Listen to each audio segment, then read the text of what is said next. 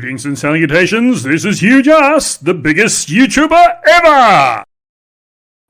And good morning, Jarsals! Welcome to another edition of the Daily Jarsz, all the stupid that's fit to laugh at.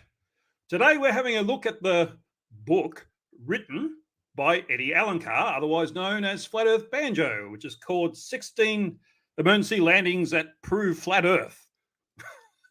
Yeah, right. Well, yeah, as we know, Eddie is a bit of a challenge character. It's a bit like teasing a disabled kid, but he's putting out nonsense. And if he's putting out nonsense, I'm going to attack it. We'll get into that in a minute. First of all, I want to thank all my YouTube members.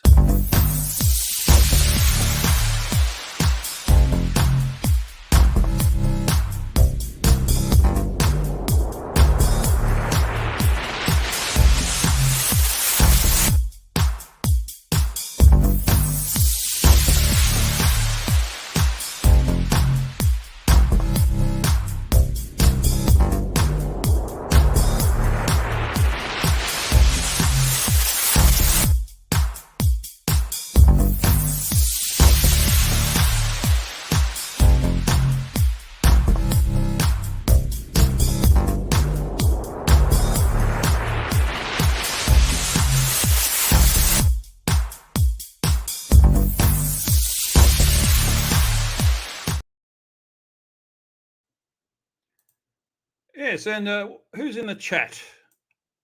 I saw a really good joke. This is show 007. Yes, it's a bit of a James Bond thing, but Eddie's not exactly a James Bond character, is he? He's not even a supervillain. But I like monochromatic light sources joke. Evening, he heard that the next Bond movie will feature Bond transitioning to a woman, and the movie will be called Coctopussy. Now, I'm pro-trans, of course, but that is funny. And all right, so let's get into it. I've left, if you want to follow along, I've left a link to a PDF version of Eddie's book in the description of this video. So you can click on that and have a look at the things I'm looking at. He had 16. I think if I did 16, this would be over an hour long. So I'm only going to do the first 8, and I might do the other 8 and put it all together into a separate video. It'd be good to have something for Eddie to complain about, other than this stream, of course. So the way we start, we're going to go to Google Earth for a lot of this. So I'll just share my screen, which I hope is working now. Yes, looks like it is. Technology is a wonderful thing. Right, so where's my notes about this? So the first one is about a flight in 1988, and that's important to remember, 1988. There was Eddie is Brazilian, so he's soccer mad, and the Brazilian soccer team flew from Sao Paulo to Sydney via Los Angeles. And in the book, Eddie is incredulous that they went that way. Why didn't they just fly to Santiago and straight to Sydney from there? Let's have a look at that flight path for a start. So here we are in Sao Paulo, Brazil. I hope I'm pronouncing that correctly. They flew up to Los Angeles, and they flew over to Sydney. If they went to Santiago first, in Chile, they almost go down to Antarctica and come this way, a much more direct route. Now, this is 1988. The Santiago to Sydney flight didn't exist back then. It was a matter of commercial realities. And that's a theme that will come up to this in this video later on. They didn't have enough people who wanted to fly that route directly. So they had to go via Los Angeles, where there's lots of people flying Sydney to Los Angeles and lots of people flying Sao Paulo to Los Angeles. So you go where the commercial realities take you. Let's have a look at, and I forgot to get this up beforehand. Let me get this. Where is it? This is what, oops, Eddie has in his book. Oh, there it is. This is a page from his book. I'm not going to show anything from his book except these sort of images because he does not own the copyright on the Gleason's map or on Google Earth. So feel free to put this up. You can see he's repeated what I showed you, although I'm showing you the curved path, whereas he's just drawn a line. he's showing the Sydney, Los Angeles. It's not Rio, it's Sao Paulo. He even says so in the book. So I don't know why he did that. And it's a much more direct line. So his argument is, on the Gleason's map, that makes a lot more sense than it does on the globe. But as we saw, there's commercial realities to take into account. If he went Santiago to Sydney, that would make even less sense, I would have thought, because it'd be from here straight over there. And of course, there's the distortion in the southern hemisphere that the AE map engenders, and that would make the trip a lot longer if you went along the latitude line. So, oops, hang on. Oh, my notes are everywhere. That's the first flight. What Eddie doesn't seem to understand is there's lots of things that can affect where a plane goes. It depends on, obviously, the curvature of the Earth. You want to go a great circle route because that's the shortest on the surface of a sphere. That's the shortest distance between 2 points. The other factors are things like commercial realities, as we saw with this example. And another thing is weather. Weather will determine a lot. If you remember the flight that they took people from, where was it? It was in South America, and they went to Darwin because that's where they'd be processed.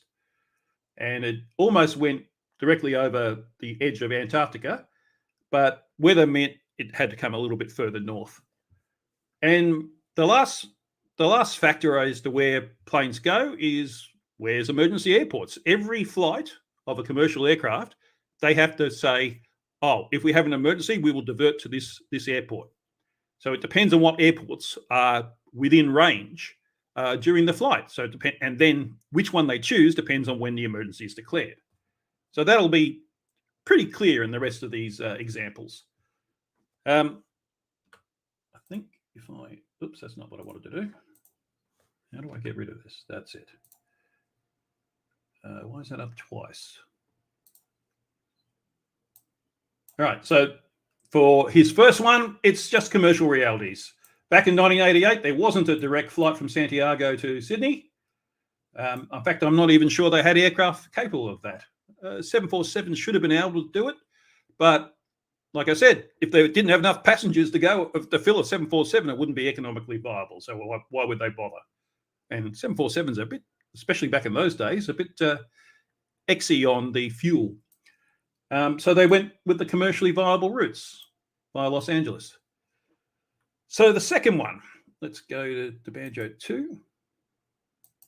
Oh, I'm going to do that and take that one off. Yeah, that's the way. Now, this flight started in Taiwan. It's China Airlines Flight 008, Taiwan to Los Angeles.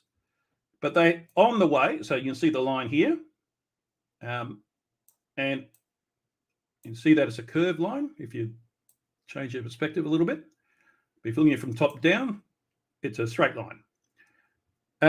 And during the flight, there was a pregnant woman who started giving birth. So they made an emergency landing in Anchorage, which is about here. So again, there's not a lot of airports in this area. Anchorage would have been the first big airport they could have gotten to. So especially if the emergency was declared here, you wouldn't have to deviate your course much to start heading over here instead. The suggestion is Hawaii would have been closer, and I'll show you why that's the suggestion. As you can see here, this is from Eddie's book again. I'll just make it bigger. He's drawn a straight line across the globe. He hasn't followed the Great Circle route. His argument is Anchorage is up here, Honolulu is down here. Honolulu might have been slightly closer, and that would have made more sense to land there instead of at Anchorage. And that's because that supports his notion that on the flat Earth map, where the Northern Hemisphere is compressed, it would make more sense. Oh, hang on, I've got that wrong.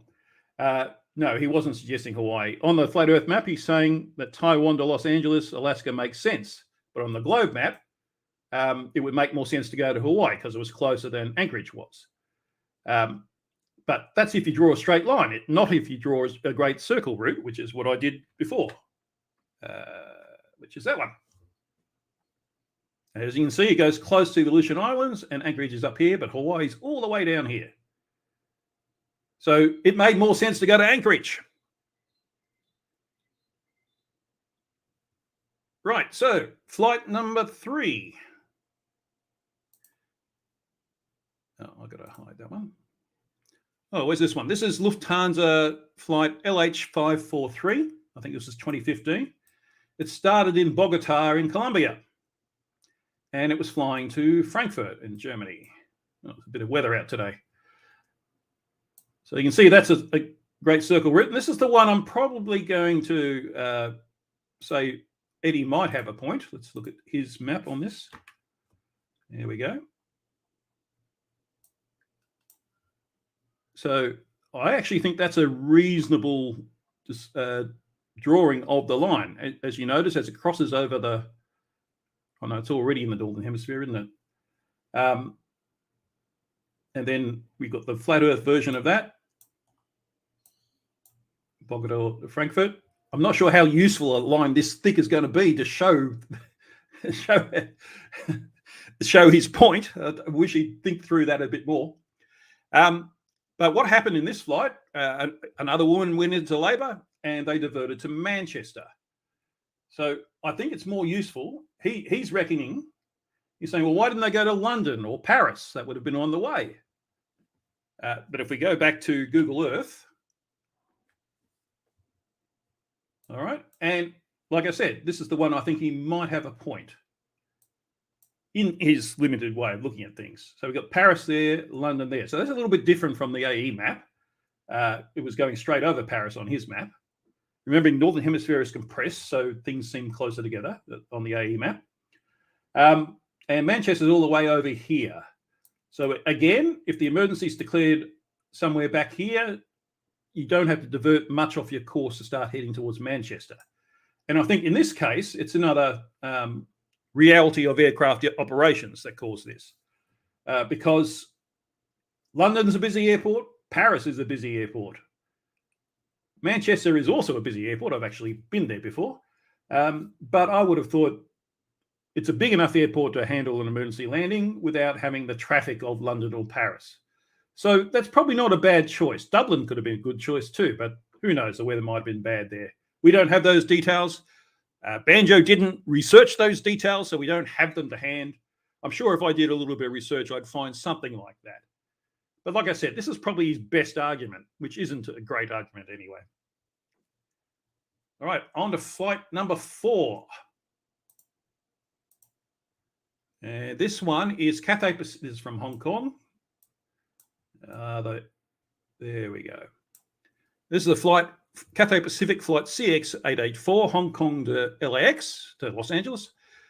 This one landed in the Aleutian Islands at a military airport, Shemya, Shemya. And as we can see from the Great Circle route, these are the Aleutian Islands here. I'm not sure where Shemya is, but clearly that's not too far off the path. But if we look at Eddie's version of this, that's the last one. So again, he deceitfully drew the wrong line. It's not a Great Circle route. It goes up over here, as we saw on Google Earth. And he's saying, well, why would you land in the Aleutians? Hawaii's much closer.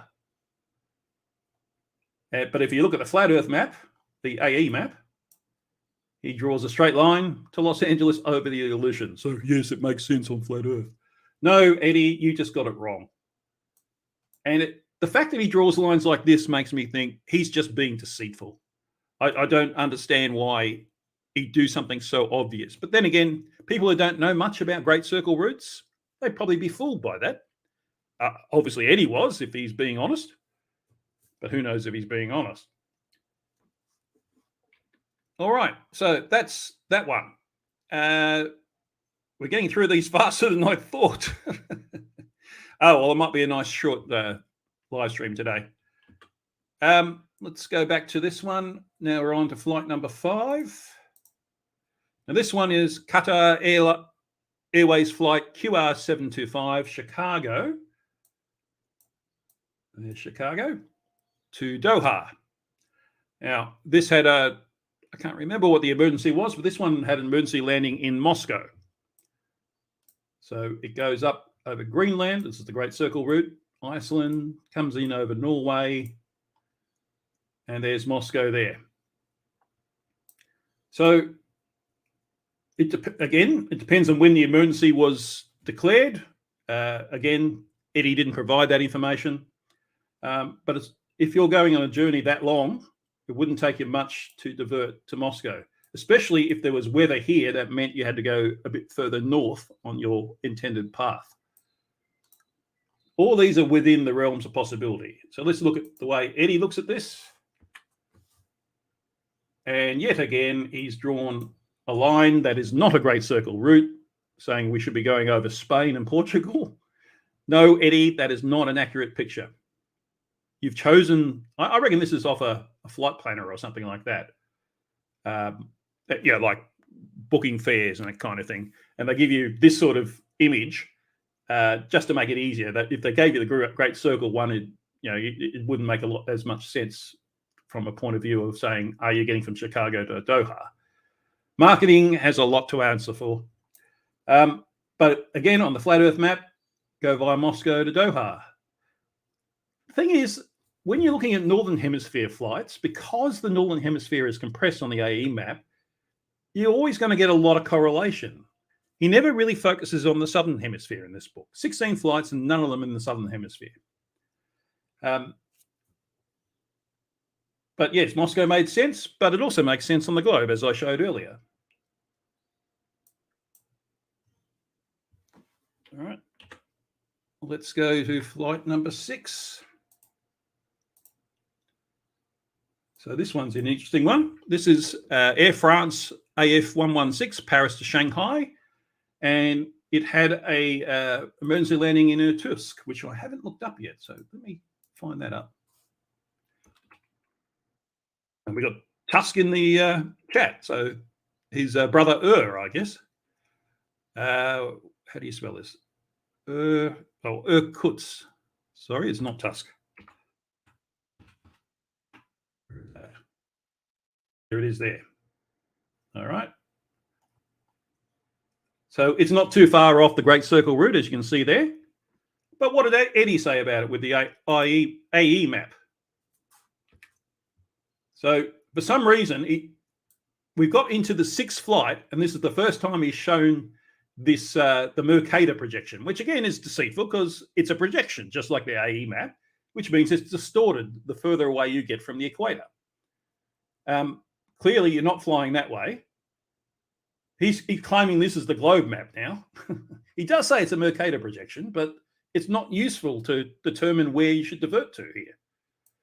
And again, on the AE map, because it's the Northern Hemisphere, Moscow, well, it's not Moscow. Hang on. Am I looking at the wrong one? That's chapter 5, sorry. This is the one he wants.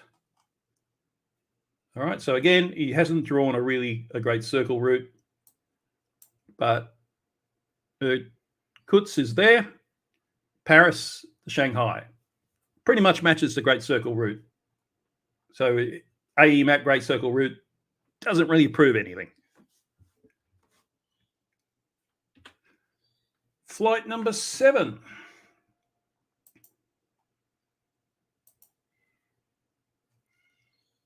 And okay, so this is Emirates. Okay, we have to go back to San Francisco. Whoops. Oh, we're upside down. Irkutsk couldn't go away. Google Earth, it's wonderful, isn't it? There we go. So San Francisco. This is Emirates EK225 San Francisco to Dubai. And this one landed at Moscow due to an elderly passenger having medical issues. And as you can see, it goes nearly over the North Pole. And there's Dubai there. This one diverted to Moscow. Where's Moscow? There it is there. So if you look at it, the flight as a whole, Moscow's about there. It's not a big deviation from the Great Circle route. Again, weather and available airports would be a consideration. Moscow's sort of out by itself. There's not a lot of major airports in this area. And especially if weather had diverted their path in the first place. Weather over Greenland's usually pretty bad. They might have had to go even further north. Again, Eddie didn't do enough research and give us that information. So, and I guess even if he had, he wouldn't tell his viewers anyway. All right, and the last one I'm going to show today is Flight 8. Oh, sorry, I haven't shown you Eddie's map of this one. This is number 7. So for some reason, he thinks it goes over Portugal to get to Dubai instead of up over here, like the Great Circle route would demand. So that's a much longer path than it would normally do. Again, on the AE map, Northern Hemisphere pretty much corresponds to the Great Circle route because it's compressed. And his argument is, well, it makes more sense on the flat Earth map. Well, no, because you're not using the Great Circle map, Great Circle route on your map. And again, he's put in the Mercator map to try and fool you into thinking it would actually fly like that, which it wouldn't, as we showed with Google Earth. And our last flight for today is Pakistan International Airways PK785, Islamabad to London. Again, diverted to Moscow. So hang on, I'll just try and get things orientated a bit more familiarly. There it is, Islamabad in there. It's not going to display it at the moment. It comes up over the Caspian Sea, flies over Kiev, and on to London. This one diverted to Moscow. Now, I'm a little bit confused. Again, it might be a weather thing. It might have been there might have been military action at the time. They had the Chechen crisis, and Moscow was the best choice out of all the options they had when the emergency was declared. I could have thought they could have gone to Bucharest or Athens, maybe. That would have been Athens would have been a little bit further, I guess. And they're a big Warsaw could have been an option. It depends on when the emergency was declared and how quickly they had to get down. If it was declared about here, there'd be nothing between here and there. There's not a lot of airports there that they could land safely at. So if it's declared here, diverting to Moscow isn't a big deal perfectly acceptable on the globe map. But let's look at Eddie's version of this. So I'm not sure why he did a ground path. It looks like that is almost a Great Circle route. Would have been nice if he used a higher quality. Moscow's over here. As we saw, the route is actually more to the north of that path that he's drawn there. And again, on the AE map, it makes sense because the Northern Hemisphere is compressed and paths across the Northern Hemisphere will be very consistent with the globe mapping. And I think that's it for Eddie. So let's stop sharing that. Okay, so I'm thinking I'll turn this into a video at some point. Just let me kill that. Why can't I escape? There we go. Because Eddie's the sort of person I'd like to have responses from. He's a funny character. Oops. He comes across as someone who, I don't even want to say it, to be honest. He's not the brightest of characters, put it that way. So let's move on to meme roundup for today. That's what you've been waiting for, of course. There we go. And these memes have been sent to me by Where's Wally, who's in the chat. So that's good. Not the sharpest egg in the attic, McMong's Lab says. That's one way of putting it. Yes, Orion Cooper, a not so smart flirt. That's unheard of course, yes. Yes. All right. So let's go through these memes. If you've done any coding ever, you understand what this meme's about. I hate programming. I hate programming. I hate programming. It works. I love programming. Yes, that's a wonderful feeling. But then you give it to the testers and it doesn't work anymore. Oh, come on. All right, I have to do it manually. Now, this is a good one. Flurfs turn this one around often. But I like this. Can you show me evidence of the globe without using anything from NASA? Yes, absolutely. Can you show me evidence of flat Earth without using a meme? Flurfs always give you memes when you ask them for evidence. It's almost as if they don't have any evidence. And because they don't have any evidence, it's almost as if Earth actually is a globe, isn't it? Funny that. I just enjoy this imagery. This is your brain, and this is your brain on flat Earth.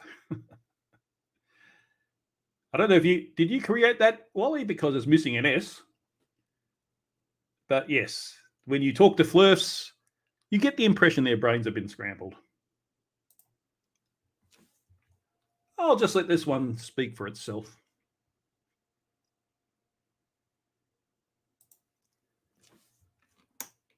Now, I think the rest of the memes are about Flurfs not understanding that there shouldn't be any reason that you should feel the Earth moving because it's all at constant speed. Things at constant speed don't move relative to each other. They're moving, but they're not moving relative to each other. So they're implying that because the Earth's moving, you can't have a plumb bob hanging plumb. That's basically level Earth observers' argument with tower cranes. If we were moving, what the crane's lifting would be flying all over the place. No, it's also moving. Just like two cars on the highway doing 100 k's an hour. They'll be next to each other, won't they? Now, I quite like this one. And this is probably the best argument I've seen for against the conspiracy. Because when Flurfs say it's all conspiracy, sane people basically respond by saying, if it's conspiracy, imagine how many people would have to be in on it. So this is probably their best counter to that.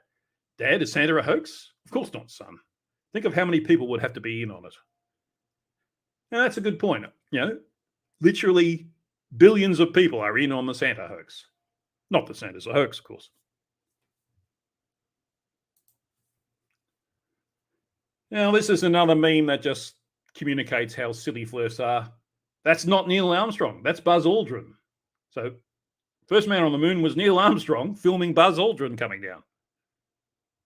But because they don't understand that, they feel that they can deceive people by putting this up. And I don't think they're actually trying to deceive people. They just don't know the difference. But they should have checked before they put it up. Oh, this one's a little bit small and it's orientated the wrong way. Wally liked this one. And I think if Jeremy Clarkson was looking at this, he'd say, they've drawn a gentleman's sausage.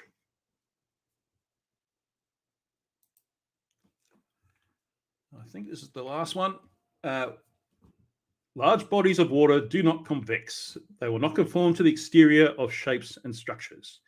If there is a drop in gradient, the water will flow. Oceans are the last point of rivers running downstream, seeking water level. It's called sea level for good reason. Go ahead, wave your magic wand and show me large bodies of convex water. If you see a horizon, you're seeing the water curving because it's curving away from you. If it wasn't curving, it would just blur into the distance. But if you have a sharp horizon, that's because there's something in the way. And yes, that is the last one. Okay, so that's pretty much the show for today.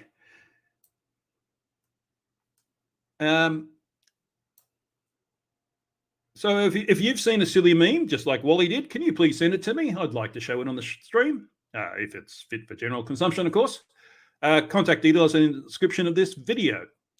And let me know who you'd like me to look at in the near future by leaving a comment tomorrow. below. Tomorrow, I'll be looking at Phuket Word, and we'll see what Pookie's been up to lately. He's quite a sad case. He seems to be descending into, well, pure insanity, really. And in terms of what you'd like me to look at, I'm thinking I might do people like Leo and CC on a regular basis, maybe once every 2 weeks, so you don't burn out on them. And we'll see what happens with that. That sound good? Let me know. And thank you for all those who've taken the time to actually let me, to give me some feedback. I very much appreciate that. It's all been positive so far. I'm not, I'm certainly not perfect, and I'm still figuring out the format for this show. It's only been a week, but we're still going ahead. So let me know, give me some ideas on how to improve the show. Do the YouTube things like this, like the stream, click the like button, subscribe, click the join button to become a member. And most importantly, leave a comment. I love to read your comments. And in particular, if you're one of the few people who watch my content, it's about 12%, who aren't already subscribed, please make sure you click that subscribe button below. At the very least, it means that YouTube should notify you, of when I'm doing things that you might want to watch. And I think that just about does it. There's nothing left to do but cue the corgi.